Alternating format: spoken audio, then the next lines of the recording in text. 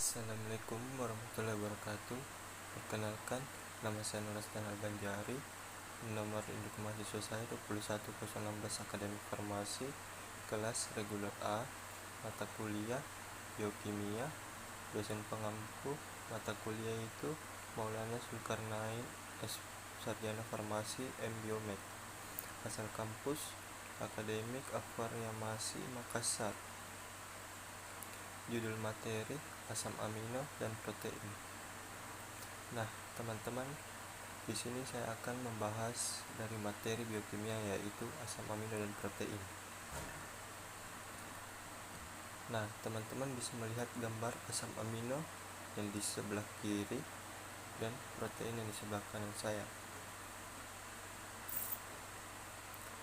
Nah, di sini saya akan membahas materi asam amino yang terdiri dari pengertian asam amino, jenis-jenis asam amino, struktur dari asam amino, sifat asam amino, perbedaan asam esensial dan non-esensial, klasifikasi asam amino, penggolongan asam amino, dan terakhir fungsi asam amino. Nah, di sini ada pengertian asam amino. Amino asid atau asam amino adalah protein yang sudah dipecah melalui proses metabolisme menjadi molekul-molekul. Dengan demikian, zat-zat untuk mudah lebih tinggi, tubuh akan berbagai kebutuhan, mulai pembentukan dari sel baru. Asam amino merupakan bentuk yang paling sederhana dari protein. Nah, selanjutnya itu ada jenis-jenis asam amino. Yang pertama itu ada alanin, valin, leusin, triptofan, metionin, isoleusin, prolin, fenilalanin, glisin, serin, treonin, sistein, asparagin, glutamin, tirosin, dan asam glutamat, asam spartat, arginin, lisin, dan histidin. Nah, di sini saya mengambil gambar dari jenis-jenis asam amino dan rumusnya yang saya sudah berikan di slide saya. Nah, selanjutnya itu ada struktur asam amino. Nah, teman-teman bisa melihat struktur asam amino, dan situ terbagi atas amino, hidrogen, reaksi atau varian, dan yang terakhir itu ada karboksil. Nah, saya akan menjelaskan sedikit tentang struktur asam amino.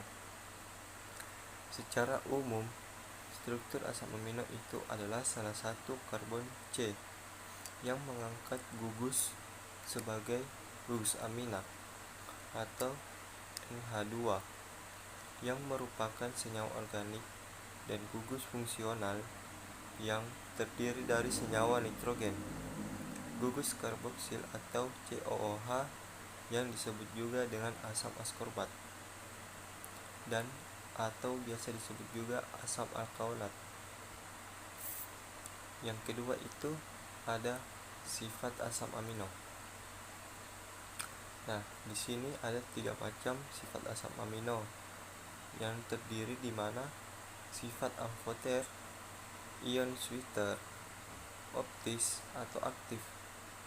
Nah, saya akan menjelaskan satu persatu tentang sifat-sifat asam amino. Asam amino bersifat amfoter, yaitu dapat bersifat sebagai asam, dan berdasarkan perbedaan titik isoelektriknya, asam amino dapat dikelompokkan menjadi asam amino basa, netral, dan asam. Nah, di mana asam amino ini dengan gugus reaksinya yang mengandung karboksil yang disebut dengan asam amino dengan pH kurang dari 5. Yang kedua ada ion switcher, yang dimana itu dalam larutan asam amino yang bersifat amfotrik itu cenderung biasa menjadi asam larutan basa dan menjadi atau sebaliknya menjadi larutan basa menjadi asam. Nah, yang ketiga itu ada optis atau aktif. Nah, asam amino ini bersifat menjadi asam dan basa karena hal ini mempunyai gugus karboksil yang bersifat asam dan gugus amina yang bersifat basa. Nah, selanjutnya ada perbedaan asam amino esensial dan non-esensial. Saya akan menjelaskan satu persatu tentang asam amino esensial dan non-esensial. Yang pertama itu ada asam amino esensial yang tidak dapat disintesis oleh tubuh dan asam amino yang cukup dapat mengoptimalkan pertumbuhan dan perbaikan jaringan otot anak. Nah, jenis asam amino ini berperan penting dalam hal ini adalah valin, leusin, isoleusin. Bila ototnya sehat, anak itu bisa menjadi aktif atau lebih lincah dalam beraktivitas. Sedangkan asam amino non-esensial itu dapat disintesis oleh tubuh. Dan contohnya asam amino esensial yaitu valin, histidin, fenilalanin. Contohnya itu yaitu alanin, glisin yang menggunakan asam organik biasa seperti alanin, argin, sitrosin, glisin, prolin, narkosin, tirosin, citrulline, dan yang terakhir asam asparagen. Nah, teman-teman bisa mengetahui perbedaan asam amino. Selanjutnya ada klasifikasi asam amino. Nah, saya mengambil gambar dari klasifikasinya yang terdiri dari strukturnya. Ada H, N, C, R, atau OH. Nah, di mana itu asam amino terdiri dari 20 jenis yang punya berbeda untuk tiap proteinnya. Nah, kalau asam amino itu menyusun tubuh manusia dibagi menjadi dua. Nah, ini tadi saya bilang perbedaannya itu asam amino esensial dan non esensial. Yang asam amino ini berbentuk padat dan berwarna putih. Kalau urutannya dalam air itu lebih besar dibanding dengan pelarut organik. Titik lelehnya sangat tinggi dan jika dipanaskan akan terlalu terurai, itu dasarnya terlalu tinggi, dia akan terdekomposisi. Selanjutnya, penggolongan asam amino.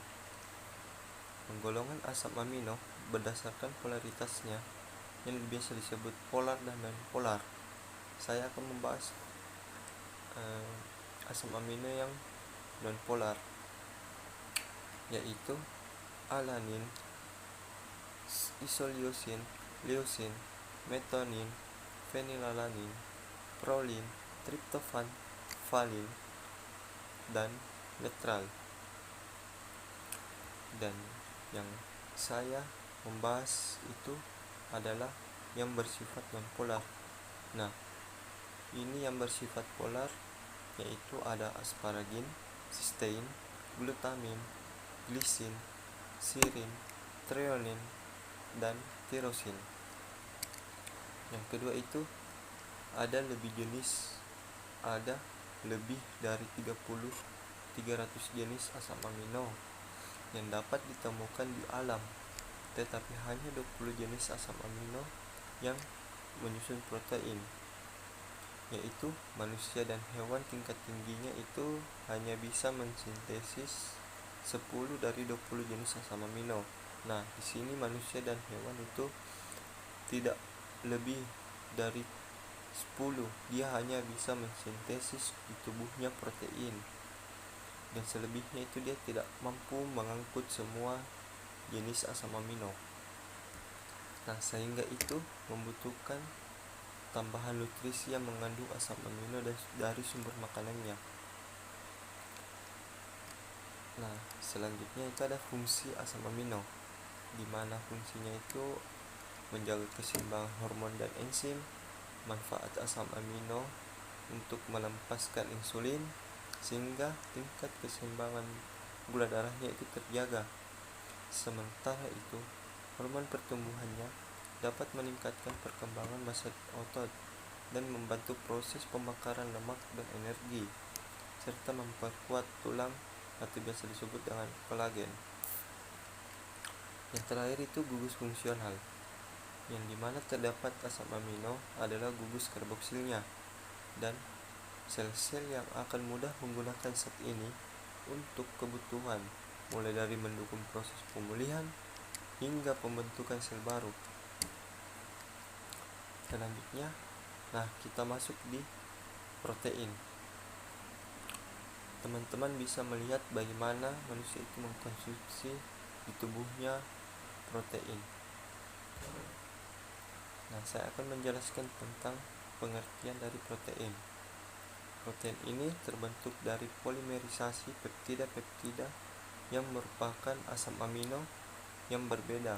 Jadi dapat dikatakan sebagai suatu polimer jika ada ikatan antara protein dengan ikatan penyusunnya, yaitu asam amino. Juga terjadi ikatan-ikatan hidrogen dan NH, serta disulfida dengan ikatan ion protein. Juga tidak di dalamnya terdapat gugus ion logam terjadi karena akan terjadi ikatan koordinasi, misalnya ikatan ion Fe3+ dengan hemoglobin pada darah. Selanjutnya, protein atau polipeptida. Di sini saya mengambil rumus dari ikatan polipeptida atau ikatan peptida. Di sini teman-teman bisa melihat rumus dari struktur protein.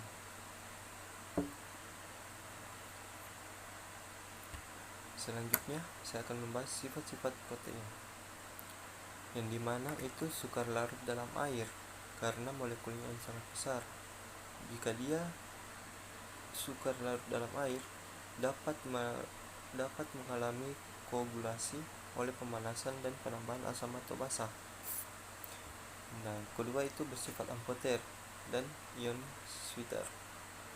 Di mana protein ini mengalami isoelektriknya itu dipisahkan dari pelarutnya dan dapat mengalami kerusakan atau terdenaturasi akibat pemanasan. Protein mengalami kerusakan mulai dari strukturnya sampai struktur primernya. Di sini ada jenis-jenis struktur dari protein. Yang pertama itu struktur primer, di mana itu merupakan ikatan peptida dari asam amino yang membentuk protein tersebut. Yang kedua ada struktur sekunder, terbentuk dari ikatan hidrogen terjadi dengan gugus amina. Dengan hidrogen ini, atom pada rantai samping asam amino sehingga menjadi lipatan-lipatan. Misalnya itu membentuk Q sampai atau bisa disebut helix. Yang ketiga itu ada struktur tersier, di mana struktur ini menjadi ikatan hidrogen itu ikatan ion dan ikatan sulfida. Dia itu membentuk ikatan rantai yang double helix. Yang terakhir itu struktur quaterner, di mana struktur ini melibatkan semua proses peptida sehingga membentuk suatu protein. Pada peristiwa ini terkadang ada terselip dengan molekul atau ion yang merupakan asam amino. Pada hemoglobinnya itu ada protein yang terselip, yaitu ion Fe3+. Selanjutnya ada penggolongan protein. Di sini ada berdasarkan bentuknya, yaitu protein globular. Yang kedua protein serat, di mana contohnya itu protein globular yaitu lapisan luar atau kuku dan rambut. Yang kedua itu protein serat, contohnya enzim antibodi dan ribosom. Berdasarkan fungsinya ada enzim, ada protein transport, protein cadangan, protein kontraktil, protein struktural, protein pelindung, dan hormon. Di sini berdasarkan asalnya itu protein nabati dan protein hewani, di mana contohnya itu ada tahu, tempe, dan kacang-kacangan. Sedangkan hewani itu ada daging, susu, dan telur. Yang terakhir berdasarkan monomernya. dibagi dua menjadi itu protein sederhana dan konjugasi, di mana dia terdapat contohnya albumin dan globulin dan histon. Protein konjugasi contohnya lipoprotein, nukleoprotein, dan glikoprotein. Nah, selanjutnya itu ada uji protein, di mana terbagi ada 4 uji, yaitu metode Biuret, merupakan salah satu kadar protein yang menggunakan larutan Biuret dan bereaksi dengan ikatan peptida. Protein ini melibatkan terjadinya perubahan warna dari larutan Biuret berwarna biru menjadi warna ungu. Nah, di sini yang kedua uji Santo protein, di mana uji kualitatifnya itu digunakan untuk menunjukkan keberadaan gugus pensenanya. Yang ketiga uji abstrak Million, di mana uji ini untuk mendeteksi adanya protein dalam jaringan tanaman. Contohnya itu dia akan memberikan warna yang merah bata. Yang terakhir itu ada identifikasi adanya belerang dalam suatu protein, di mana dapat dilakukan uji timbal asetat uji belerang untuk menguji atau mengidentifikasi senyawa protein karena dapat menunjukkan asam amino yang memiliki gugus belerang seperti cysteine dan methionine.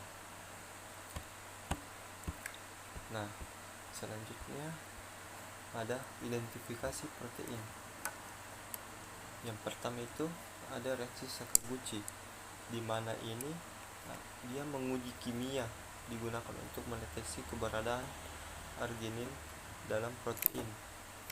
Uji ini telah ditemukan oleh ilmuwan dan kimia organiknya.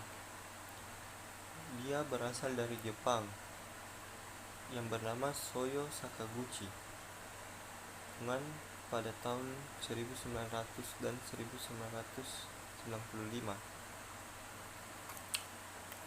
Yang kedua, reaksi Hopkins-Cole, di mana reaksi ini terdiri asam glikosilat, asam sulfat pekat yang ditambahkan perlahan untuk membentuk dua lapisan. Yang ketiga, reaksi Nihedrin, di mana reaksi ini bersifat menjadi tinggi yang menyebabkan deskarbosilasinya oksidatif terhadap amino asid yang menghasilkan hidrogenasi, yaitu CO2, NH3, dan aldehid. Nah, yang terakhir saya akan membahas tentang mendenaturasi protein atau yang terjadi pada protein jika ada perlakuannya yang tidak sama. Yang pertama itu, denaturasi adalah fenomena antara transformasi struktur protein yang berlipat menjadi terbuka perubahan yang mempengaruhi sifat proteinnya, di mana terjadi entropi dan peningkatan kerusakan molekulnya. Adanya denaturasi ini, suhu panas dapat dikerjakan pada buah-buahan yang akan menyebabkan kekurangan kadar airnya dan menambahkan viskositas kekentalan pada tanaman yang mengalami denaturasi akibat suhu yang panas. Nah, di sini saya menandai dalam perlakuan yang tidak mendenaturasi protein. Yang pertama itu mencampurkan protein dengan garam atau biasa kita sebut NaCl. Yang kedua memanaskan protein, dan yang ketiga menambahkan alkohol pada protein. Nah, saya akan memberikan motivasi kepada Anda. Saya akan memberikannya, yaitu sukses tak akan datang bagi mereka yang hanya menunggu tak berbuat apa-apa, tapi bagi mereka yang selalu berusaha mewujudkan impiannya. Nah, itulah tadi pembahasan dari saya tentang asam amino dan protein. Kurang dan lebihnya mohon dimaafkan. Wabillahi taufiq wal hidayah. Wassalamualaikum warahmatullahi wabarakatuh. Jangan lupa like, comment, share, and subscribe. Bye.